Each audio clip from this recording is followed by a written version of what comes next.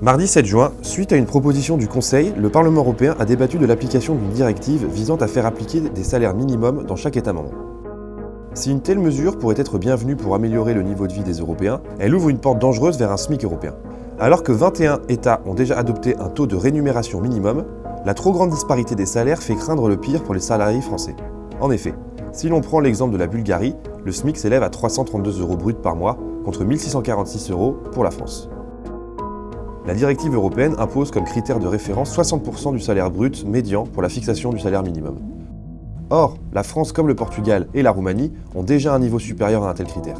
Par conséquent, cette directive aboutirait à une baisse des salaires nets pour les salariés français. Ne doutons pas que la politique mondialiste de l'Union européenne, ayant pour seule lubie de répondre aux exigences du libre-échange, s'alignera sur les salaires les plus bas si elle venait à harmoniser l'ensemble des législations sociales. Députés de la délégation française du groupe Identité et Démocratie, nous lutterons fermement face à l'établissement d'un salaire minimum européen, qui ne pourra se faire qu'au détriment des travailleurs français.